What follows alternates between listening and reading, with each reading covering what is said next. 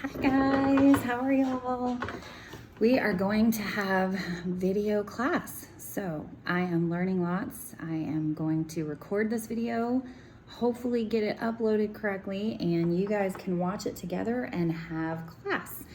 I want to let you guys know that I am missing y'all. I am praying for y'all. I hope everyone is staying safe and is doing well, and I just pray for complete health for our community and for our nation, for our country, for the world. I just pray that this will all be over soon, and I know that we have hope in Jesus. We don't have to fear, so I pray that all of us can just have a peace that passes all understanding. I wanted to read this verse in my plans from years ago. This is the verse that I had at the top of my lesson plans for this week. And it says, it's the book of James, chapter 1, verse 4. And it says, perseverance must finish its work so that you may be mature and complete, not lacking anything. So this is the time that we are going to have to persevere and finish the school year strong, because when you're stuck at home every day and you don't get to go to class, it's easy to kind of get into a pattern of a little bit of laziness and not wanting to work as hard because our routine is, out of whack and everything. But I want to encourage you guys to finish the year strong.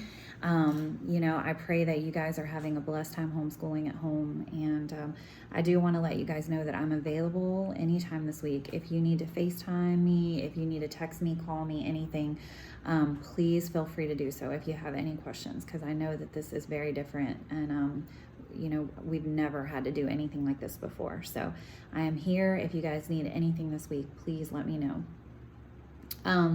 Okay, so the way that I'm going to do this video is there's going to be a large grammar section, because we do have new things to learn today. So we're going to do a lot of grammar.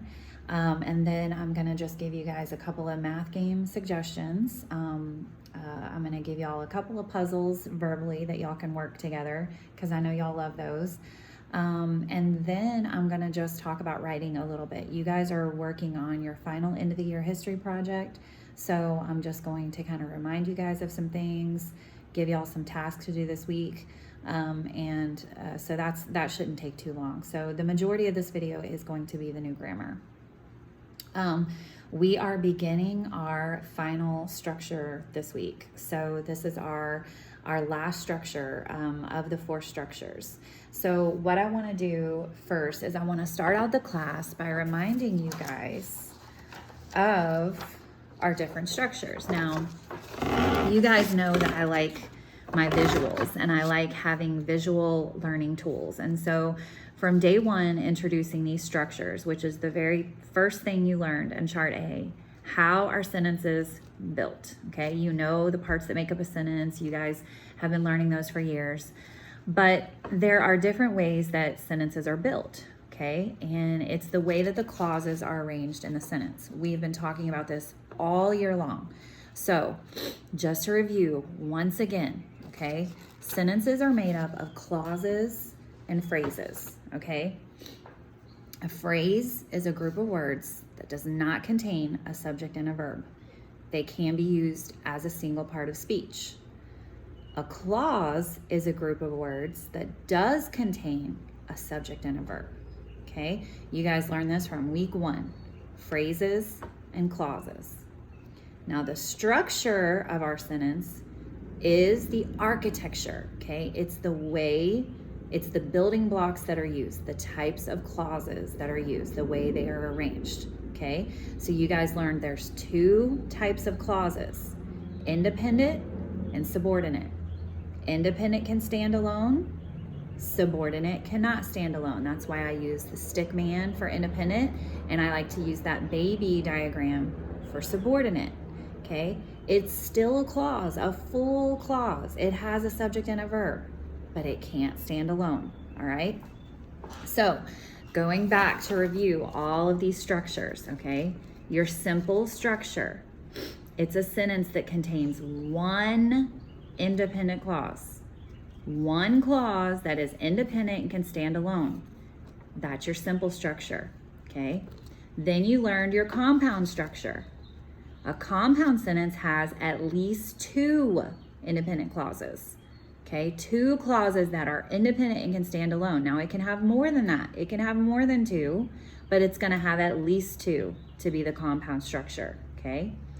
And this is where you got introduced to your coordinating conjunctions, otherwise known by us as fanboys. For, and, nor, but, or, yet, so. Those are your joining words that connect these 2 independent clauses and make your structure compound. Okay?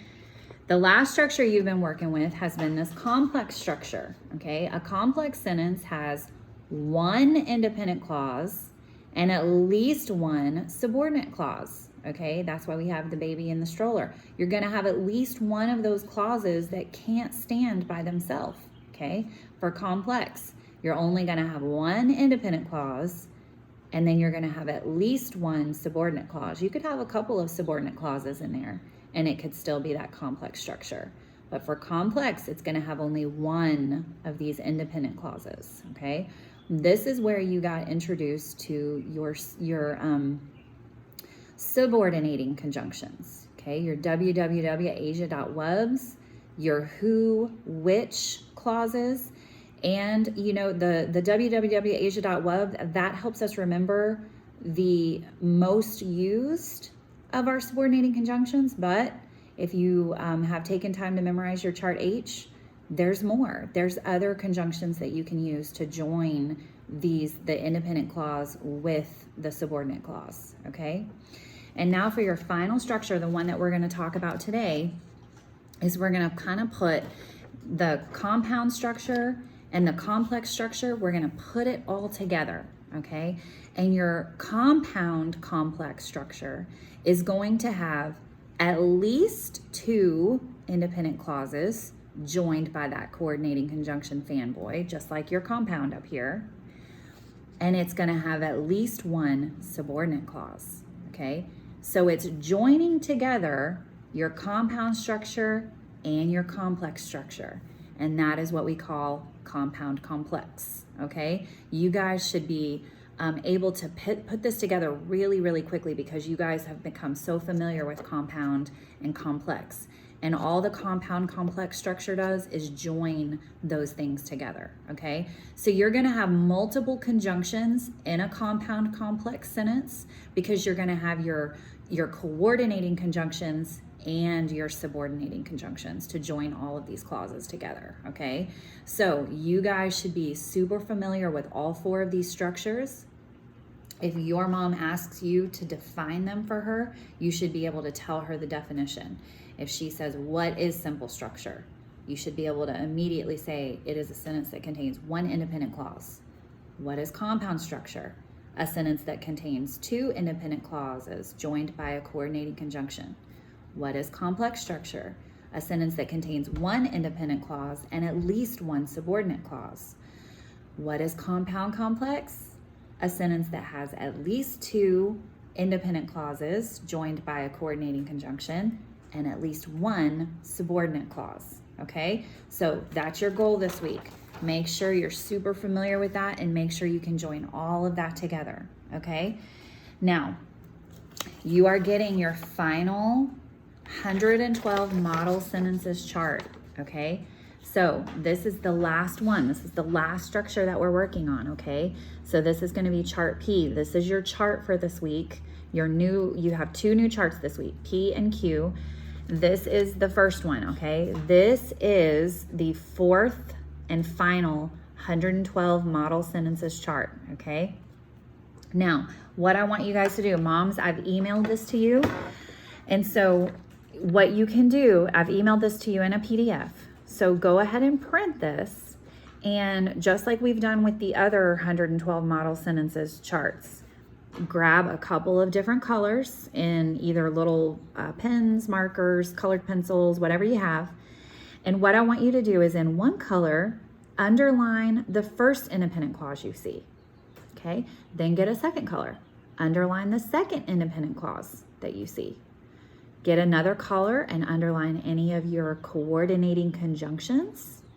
And then you can take a 4th color and underline the subordinate clause or dependent clause that you see, okay? So go ahead and work on that this week. As you can see, I kind of did these first 2 sections for you to kind of show you what that looks like. But you do this on your own. And then what you should be able to do now is you have all 4 of these now. You can actually lay them out, put them together, all 4 of them, and really look at them and see the structure, see the way these clauses are put together. You should have a very, very good idea and clear working understanding of the way all the structures work, because you can put all 4 of these charts together now side by side and see the difference, see those colors that you've put on them, see the way those clauses are arranged. That is going to give you that visual of the way these structures are put together, okay? So moms, print this and have them do that exercise this week, okay? Now, we only have a few weeks of class left, and so one of the things that they want us to do is they want us to review all of our sentence patterns. So the first sentence pattern, you guys have been working with all 7 sentence patterns, but they want us to just review them now. So the first one that we're going to review today is our SVI. That was the first pattern that we got, right? So let me turn this a little bit because I do have a little whiteboard here. But like I said, it's just a handheld one. So hopefully I can get this to work right. Okay. So SVI, subject, verb, intransitive. Now remember, a verb intransitive is a verb that does not transfer action from our subject to any kind of an object.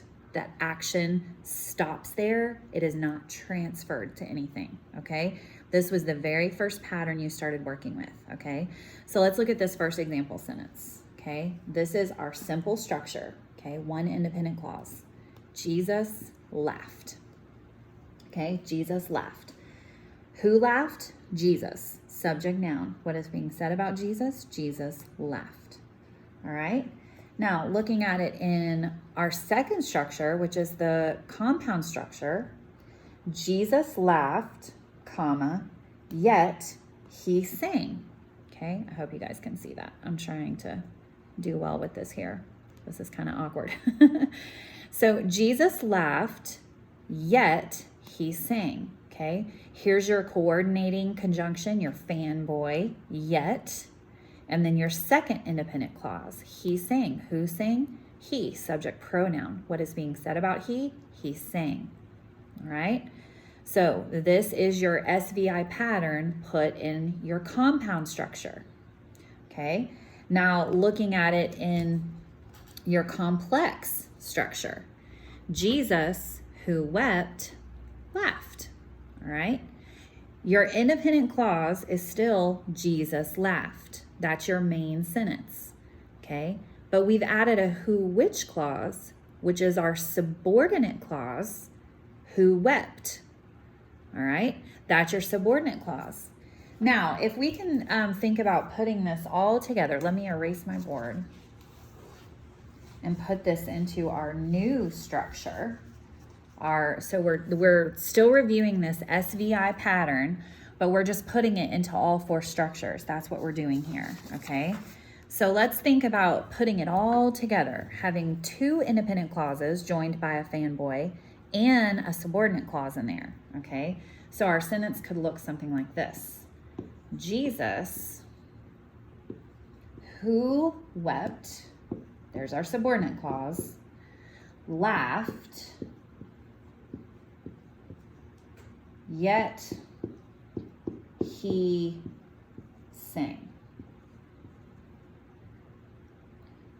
Okay, so see if y'all can see that all put together there. Jesus, who wept, laughed, yet he sang. Now, I know that sentence sounds a little awkward and there's a lot of commas and different things, but it is grammatically correct, it is proper, and it shows you the SVI pattern in all 3 clauses, okay? So you have 3 clauses in this sentence. Your first independent clause, which is Jesus laughed, right? Okay, and then you have your second independent clause. He's saying, oops, that marker's not working. He's saying, okay, you have your coordinating conjunction right there. There's your 2 independent clauses. Jesus laughed, he sang. Those two independent clauses are joined together by that coordinating conjunction, yet. All right. And then you have your subordinating conjunction, who wept. All right. All of those are the SVI pattern, and that is put in your compound complex structure. Okay. So make sure that you guys are super familiar with that pattern. First of all, that one should be no problem for you guys because y'all have been working with that one from the very beginning of the school year. I'm just going to get some more markers here. Hopefully these ones will cooperate and work. Okay, so now let's talk about the second pattern that we're going to review. Let me erase my board here.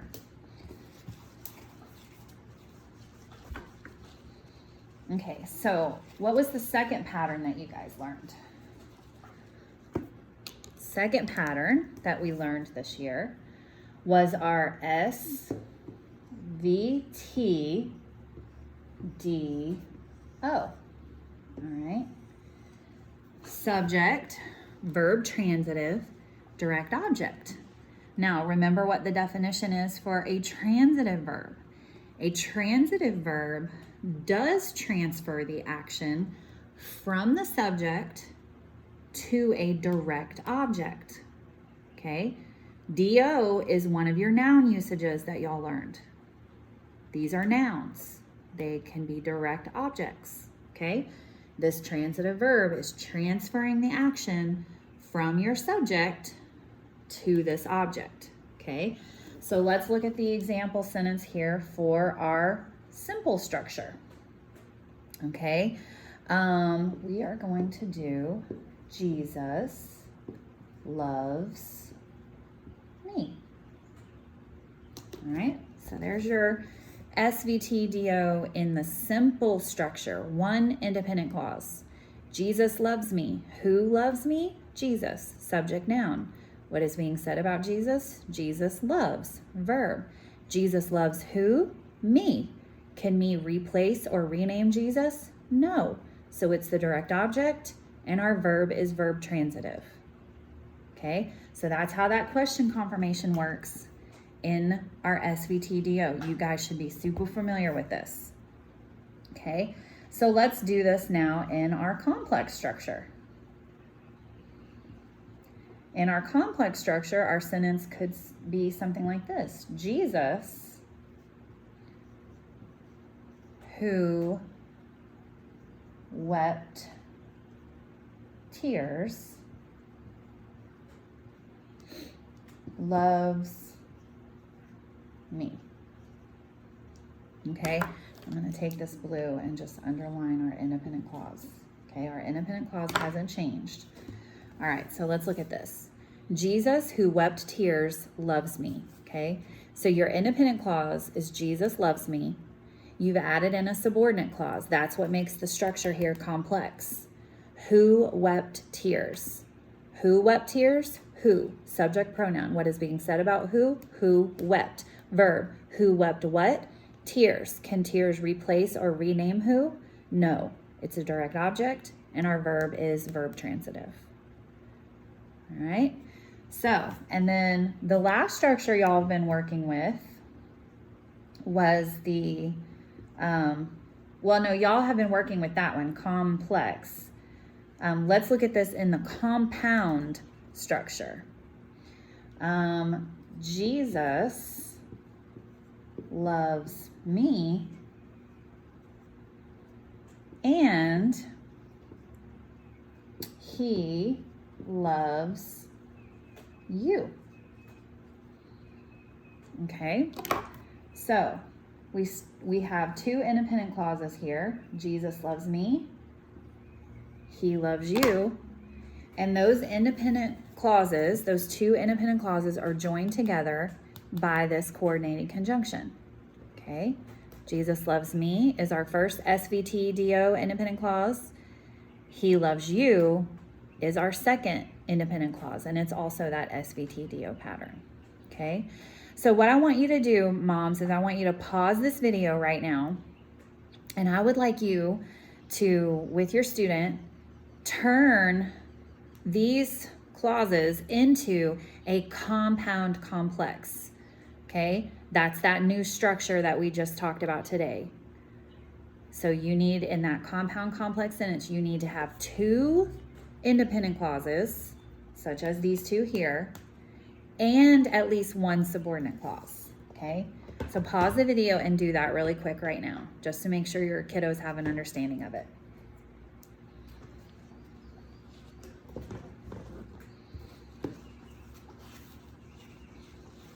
Okay, so I hope that worked out good for y'all, and I hope that your student had no trouble. If they struggled to put that together as a compound complex, then pause the video and give them a few more examples and have them do it a few more times to make sure that they understand that structure, okay? Now, the other thing that they want us to review this week are conjunctions. Obviously, we're working with lots of conjunctions. We've just done several things with conjunctions. When you guys work with your chart P this week in underlining all these clauses in this compound complex structure, you're going to be circling lots of conjunctions. All of the subordinate clauses are going to start with a conjunction. Okay, so it makes sense that this week they want you to review chart H. Okay, this is your conjunctions chart. Okay, now conjunctions are not only used to join sentences. Okay, so remember that conjunctions connect. Conjunctions connect. They connect and join words, phrases, clauses together, okay? Now, sometimes you're going to have compound verbs, compound subjects, compound direct objects, okay? So instead of writing all this out, I'm gonna show you guys on my lesson plans, okay? That way it'll be a little quicker and I don't have to write all of this out, okay? So you're reviewing your conjunctions chart, chart H, okay? Conjunctions are used not only to join compound sentences, but they can be used to create compound subjects, verbs, objects, and compound phrases. Okay, you can have compound prepositional phrases. Okay, more than one. All right, so let's look at a few of these. Okay, for this compound verb, look at this sentence here. It says, Clara sings songs and plays piano, okay? Clara sings songs and plays piano, okay? Who sings songs and plays piano? Clara, subject noun. What is being said about Clara? Clara sings and plays, okay? So you have 2 verbs there. And this coordinated conjunction and is joining those things together. Clara sings songs and plays piano. Okay, so Clara sings what? Songs. Can songs replace Clara? No, so that's your direct object. Clara plays what? Piano. Can piano replace Clara or rename Clara? No, so that's your direct object. Okay, so you have a compound verb direct object in that sentence, all right? So let's look at this next one. You can create compound direct objects. Jack loves peanut butter and jelly. What does Jack love? He loves peanut butter and he loves jelly. Okay, those are both direct objects there, but there's 2 of them. And it's joined together by that and coordinating conjunction. All right, it can also make compound subjects. Seth, Isaac, and Faith enjoyed the soccer game. Okay, who enjoyed the soccer game? Seth, Isaac, and Faith. Okay, so you have actually 3 subject nouns to this sentence. What is being said about Seth, Isaac, and Faith? They enjoyed. Verb. Enjoyed what? Game. Can game replace or rename Seth, Isaac, and Faith? No. So it's your direct object. And your verb, enjoyed, is verb transitive. Okay? Then you have an article adjective. And then what game or which game? The soccer game, adjective. All right? Now, showing the conjunctions making a compound prepositional phrase. I enjoy running in the morning and in the evening. Okay. So you have your main sentence is I enjoy running. And then you have a prepositional phrase in the morning and in the evening. Okay, you have two prepositional phrases there. And it's joined together by this conjunction right here, and. Okay. All right, so your job this week is to make sure that you are good with conjunctions, that you know the difference between a coordinating conjunction and a subordinating conjunction. If you haven't taken the time to memorize, for my second and third tour students that have memorized the when, while, where and know those like the back of your hand, start memorizing some of these additional subordinating conjunctions, okay? So review. This is your review chart for the week, okay? Chart H, conjunctions. Okay, and then the last new thing that we have to talk about this week is we are beginning, we're going to take the next few weeks to look at verbals, okay? Now, verbals are very challenging, okay? Because verbals have, when you're parsing your sentence, they're kind of confusing to identify because they are verbs that aren't acting like verbs. They're acting like something else in the sentence. But what's interesting about verbals is that because verbs are action words, verbs are what give life, a lot of times verbals have their own subjects, their own direct objects, even though that verbal is acting like a certain part of speech in the sentence. And that's what can be confusing about them. Because they are a verb, they retain what Andrew Pudewa likes to call their verbiness, and they can have their own modifiers and subjects and direct objects. And that's what can be kind of confusing about them. So you're going to, for the next few weeks, we are going to really dig into this chart Q, okay? And there's three types of verbals. There's the infinitive, a gerund, and a participle, okay? Today, we're gonna talk about these infinitives. Now, when you see that word infinitive, you should immediately think of your 5 principal parts of a verb, because an infinitive is the first principal part. That is the first part, okay? So the 5 principal parts of verbs are infinitive, present, past participle, past participle. Those are your 5 principal parts of verbs, okay? The first part is infinitive. Every verb, and most of the time when verbs are given to you, they are given in their infinitive form, okay? Now, you guys memorized the definition to infinitive in your foundations memory work. An infinitive is to plus a verb. All right. Now, when you get to this verbal infinitive, not just talking about the principal part of a verb infinitive, but when you're talking about a verbal infinitive, okay, your definition is that it's to plus a verb used as a noun, an adjective, or an adverb, okay? So what these verbals are they are verbs that are acting as a different part of speech. They're taking the job of a noun or an adverb or an adjective, okay? So on your chart Q here, they give you an example. To fly is my desire, okay? What is my desire? To fly. All right, to fly is a verb. It's the infinitive form. It's to plus a verb, fly.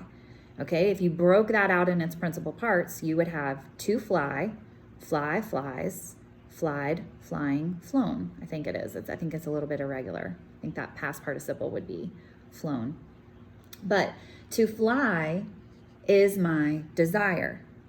Now, the subject noun is being taken up by that verb to fly, the infinitive form, and it's acting as the noun in the sentence, okay? All right, so let's look at some examples of this, Okay, I have lots of examples written here so we can hopefully get an understanding of this, okay? So first example sentence I have, to dance is fun, okay? Now, to dance is fun. Can you all see that? To dance is fun. What is fun? To dance. What is being said about to dance? To dance is verb, okay? And this is actually your verb linking predicate adjective pattern here. All right, but the subject noun of our sentence is this verb infinitive to dance. Okay, this one, the infinitive is acting as the subject noun. Okay. All right, let's look at an example sentence where it's acting as the direct object, because remember, these verbals are taking the place of nouns in our sentence, or adjectives or adverbs. So let's look at one where the verbal infinitive is acting as our direct object, which is another one of our noun jobs. Okay, so let's look at this sentence. I love to dance. Okay, I love what? To dance. So that, in that sentence, our verbal to dance is acting as the direct object. Our subject pronoun is I, our verb is love, and I love what? To dance. Okay, so you guys can see that there, how it's taking that noun job. It's taking the role of the direct object. Okay. All right, now let's look at an example sentence where our verbal acts as an adjective. Okay. I need a song to sing. All right. I need a song to sing. Okay, let's look at this sentence. I need a song to sing. Who needs a song to sing? I. Subject pronoun. I'm just going to parse this one for us. What is being said about I? I need. Verb. I need what? Song. Can song replace or rename I? No. So it's a direct object. Our verb is verb transitive. Okay. Now, looking at this to sing, okay, I should immediately recognize that as a verbal infinitive. To sing. That's to plus the verb. Now, if I ask my questions, what kind of song? What kind of song am I looking for? A song to sing. Okay? That is the adjective that describes or modifies the kind of song that I'm talking about. Okay, I'm not looking for a song to listen to or a song to play. I'm looking for the song. Which song? The song to sing. Okay, it's acting as an adjective. It's modifying the direct object song. Okay, all right, now let's look at one where it's being used as an adverb. Okay, Jesus is easy to love. Okay, so I'm going to underline our verbal infinitive there. Jesus is easy to love. Okay, this right here is an adverb that is modifying easy.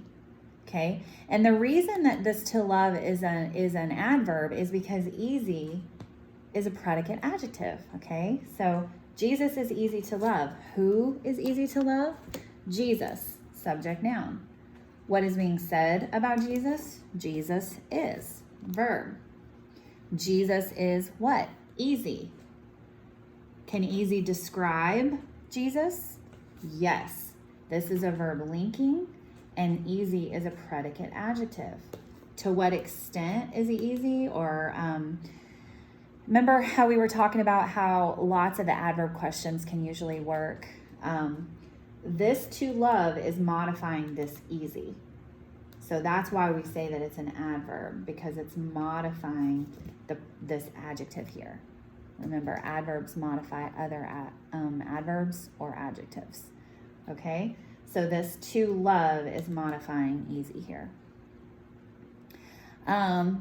Okay, so that is just your basic where verbals are acting as those different part of speech, this verbal infinitive. However, remember, I was telling you that what's so confusing about verbals and what can be kind of tough with verbals is that they can have, a lot of times verbals are complete phrases. They're a phrase all by itself.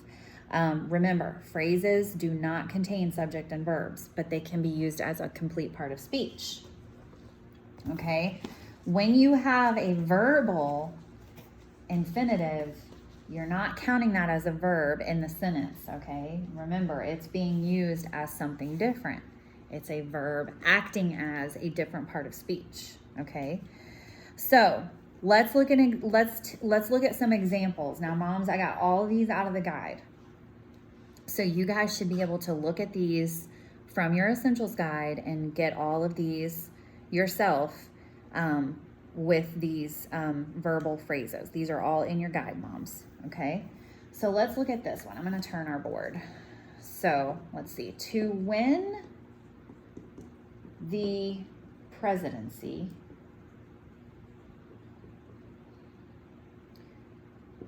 takes hard work. Okay? All right, so let's look at this. All right, so hopefully you guys can see this. I might need to back up a little bit. Put my knee up. There we go. Okay, so to win the presidency takes hard work. All right, what takes hard work? Think about the answer to that question. To win the presidency takes hard work. What takes hard work? Well, what is the answer to that question? What are we saying takes hard work? This whole thing. To win the presidency is what takes hard work. That's the answer to your question. This entire phrase right here is your subject noun of the sentence, okay? You have your verbal here, to win, okay? Now remember, I was telling you these verbs retain some of their verbiness. So they a lot of times have their own direct objects. They can have their own subjects even. I'll show you an example of that in just a minute. So this entire part of speech is being, is this whole phrase, to win the presidency, okay? This is the direct object of this verbal phrase, to win. All right. Okay, to win the presidency, what is being said about to win the presidency? It takes, verb. Takes what? Work. Can work replace or rename? Nope. So it's our direct object. And what kind of work? Hard. This is adjective, and this is a verb transitive. Okay. So to win the presidency takes hard work. Okay. The other thing that's hard about these verbals is diagramming them, because you have to put them up on little stilts. All right. So let me show you an example of the diagram for this. All right. So we still always start with our cross. Subject on the left, verb on the right. I'm going to have to make sure I can fit this in here. Okay. So we're going to have our verb to the right.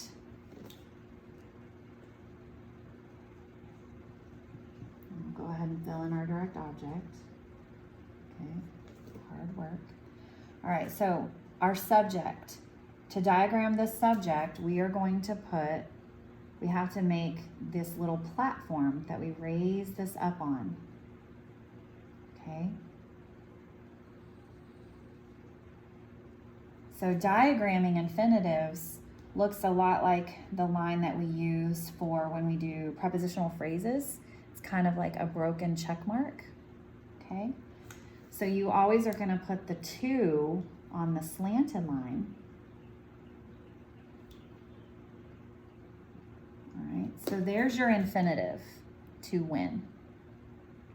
Okay, you guys can see an example of this on your chart Q. They show you the example of diagramming the to fly. Okay. But this infinitive right here has its own direct object. To win what? The presidency. So we have to diagram that on this line with this infinitive.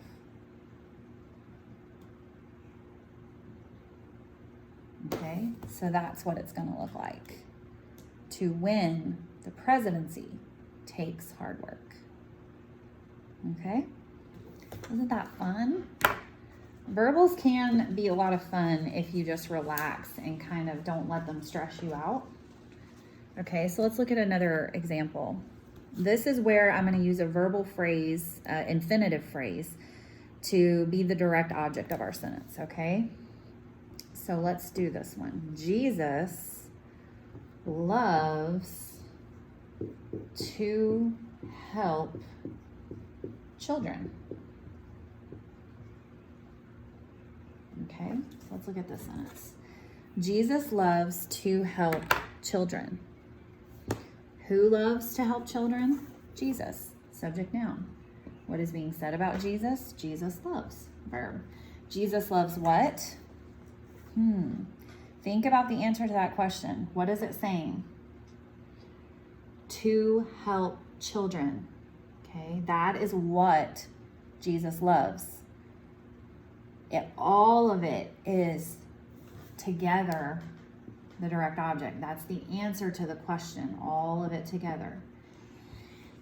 The reason that one of the things that can give you a hint that that whole thing would be the phrase that is acting as the direct object is because you do see an infinitive here, to help. That is a verb acting as a direct object here. It just happens to have its own direct object, okay? Remember, these verbals retain their verbiness. A lot of times they can have their own modifiers, objects, subjects, okay, surrounding the verbal, all right, because they still have that verb quality, all right? So your infinitive here is to help. Its own direct object is children, okay? So let me show it to you, and our verb is transitive because we do have the direct object. So let me show you this in a diagram form. I think it helps to see it in the picture. Okay, so start with your cross, subject on the left, verb on the right, okay? And then our direct object is where our diagram is going to get fun. So we have our subject verb, have that line separating our direct object. Now we have to diagram this up on the little stilts, the little platform, because it's our verbal. So with infinitives, we do that kind of broken check mark line. Okay, to help, and then we have to put children on that line with it. Okay, so that's what it would look like. Jesus loves to help children. That's what it would look like, okay? So there's other examples in your guide, moms, that you can use to kind of help your kiddos with these verbals. I also have a file that I will send to you guys that I can that can help show you the difference. Now, one thing that you have to look out for is you have to look out for that you don't confuse these verbal phrases with prepositional phrases, okay? So remember, the difference between a verbal and a prepositional phrase is that if you have it, don't automatically assume that when you see the word to in your sentence that it's a verbal, okay? Because if it's to plus a noun, it's going to be a preposition, okay? So let's look at the difference in that. So you have to be careful, because once kids learn about these verbal phrases and they see that word to in their sentence, they automatically want to think, oh, it's a verbal, it's a verbal. But it could be a preposition, because to is one of our prepositions. Okay, so the difference, take this down in your notes, kiddos. You should still be taking notes. Okay, so thinking about this, when you have a verbal, you're going to have the word to plus a verb. When it's your preposition, you're going to have to plus a noun. Remember, this noun is our object of the preposition. Remember, you cannot have a preposition in a sentence without its object of the preposition. Okay? So let's look at the difference here in sentence examples. Okay, so she loves to run. Okay, this is a good example for our verbal. All right, she loves to run. Who loves to run? She, subject pronoun. What is being said about she? She loves. She loves what? To run. Can to run replace or rename she? No, it's our direct object. So this to run is the infinitive that's acting like our direct object. This is to plus a verb. Run is a verb, okay? All right, so let's look at an example for our preposition. She went to the store. Okay, she went to the store. All right, so let's look at this one. She went to the store. Who went to the store? She, subject pronoun. What is being said about she? She went, verb. Okay, now this right here is actually an SVI sentence because what we have left in the sentence is a prepositional phrase. We see to plus our noun here. This whole thing right here, we can bracket off because that's a prepositional phrase. To the store. This is to plus the noun or the object of the preposition. Okay, so make sure that you pay attention to the fact that there's a difference between the verbal and a preposition. If it's to plus a verb, it's your infinitive. If it's to plus a noun, it's a preposition. Okay, now putting this all together. Now moms, I have this great little file that gives you a lot more information and shows the diagramming of more of these infinitives. Look for this in your email. I am going to email this to you. It's a helpful little guide that really just helps with these infinitives. It gives sentence examples with their diagram examples. The other thing that I like about it is this part up here that shows you the difference between some infinitives and some of the prepositional phrases, because like I said, a lot of kids get confused and they start to see this word to in the sentences and they automatically go to this, oh, it's a verbal, it's an infinitive, when it could be a prepositional phrase. So this is a really helpful little kit, a little guide, and I am going to email this to you moms so that y'all can really dive in. Especially if you're a second or third tour student, make sure you have a very good understanding of these verbals, okay? Again, this is your chart this week that we're gonna work through this chart for the next 3 weeks, okay? Today we learned infinitive. Next week we're gonna take another one. I can't remember if we do them in order, but next week we'll either learn gerund or participle, okay? But for the next 3 weeks, we're gonna really dive into these infinitives, all right? So start copying this chart this week. This is your new chart. This one and chart P are your new charts for the week to work through, okay? Okay, last but not least, before we move on to our math game suggestions and our writing, talking about writing, I want to just diagram one of these compound complex sentences for you so that you have a good understanding of the way the diagramming works, okay? All right, now, when we've been working on the complex sentences, I have been telling you guys that the independent clauses always get diagrammed highest, right? Those are the clauses that are the most important because they're the ones that are independent. They can stand by themselves. They are the most important clauses, okay? When you get into this compound complex structure, you're gonna have lots of clauses. Your diagrams are gonna get really big and a lot longer, but you're still gonna follow that rule. You want your independent clauses to be highest in the diagram, okay?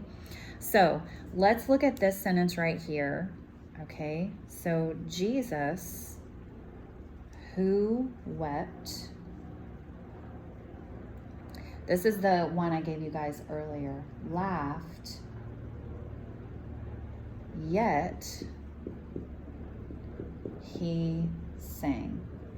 Okay, so I'm gonna try to turn so you guys can see me doing this. All right, hopefully I'm in the whole thing. I'm putting my knees up here so y'all can see. I'm sorry I don't have a whiteboard stand, guys. Okay, so I wanna do a couple of things with this before I diagram it for you, just because, again, we always wanna try to make it easier for ourselves, right? Okay, I see a coordinating conjunction here. I'm gonna go ahead and circle that, okay? That helps us see separations. I also see a who, which clause here. So I know that's a subordinate clause, right? Okay. Now, let me find my independent clauses. I know that I'm probably going to have a couple of them because I have this coordinating conjunction here, okay? So I'm looking at my main sentences here. Jesus laughed, he sang, okay? We can parse all of these clauses by themselves. We're going to question confirmation each clause, okay? Jesus laughed. Who laughed? Jesus. Subject, noun. What is being said about Jesus? Jesus laughed. Verb. Okay, there's nothing that comes after that, so I know this is a verb intransitive. Okay, let's look at my next clause. Who wept? Who wept? Who. Subject, pronoun. What is being said about who? Who wept. Okay, there's nothing after it, so I know that's a verb intransitive. All right, and then looking at my last clause, he sang. Who sang? He. Subject, pronoun. What is being said about he? He sang. Verb. Nothing comes behind, so I know that's intransitive, okay? You guys are going to do that with all of your sentences. Make sure, look for conjunctions, circle them. That way you can get in your eyesight the separation of your clauses. Underline the clauses and question confirmation each one, okay? Now, looking at this in a diagram, what's my first clause? My first clause is Jesus laughed. Okay, that's my first independent clause. So I'm gonna start with the cross. Okay, start with the cross. Subject on the left, verb on the right. Jesus laughed. Now, let's look for any other independent clauses because, again, we want those to be the highest point of our diagram. They are the most important clauses. They are independent. They stand alone. They get the importance in our diagram, okay? So whenever we have compound, remember we put the boy in his chair, coordinating conjunction, verb to verb, okay? So we're gonna have our second cross here. He sang. We got the boy in his chair, verb to verb. So yet will go right here. This marker, I don't like it because the thin part won't work for me. Okay, so yet. All right, so hope y'all can see that. Can y'all see that? There we go. Jesus laughed, yet he sang. Okay, so you put the boy in his chair, the fanboy goes in his chair, verb to verb. Okay, now we have a who, which clause here. That's going to be an adjectival clause. It's adjective in that it's modifying our noun, Jesus here. It's giving, which Jesus are we talking about? The one who wept. It's giving more information about Jesus, okay? So what we're gonna do is we're gonna come down just with a straight line from Jesus and do our subordinate clause. Okay, who wept. All right, so again, the highest point of your diagram should be your independent clauses, okay? And then your subordinate clause is coming off of Jesus here, subject to subject. Jesus who wept, all right? Okay, let's look at, remember the second pattern. Let me erase my board here. And we'll diagram one more, and then I'm done with grammar for you guys. So the second pattern, the second of our sentence patterns that we were reviewing this week was our SVTDO. So I'm going to show you that sentence diagrammed out. So that sentence was, Jesus loves me and he, loves you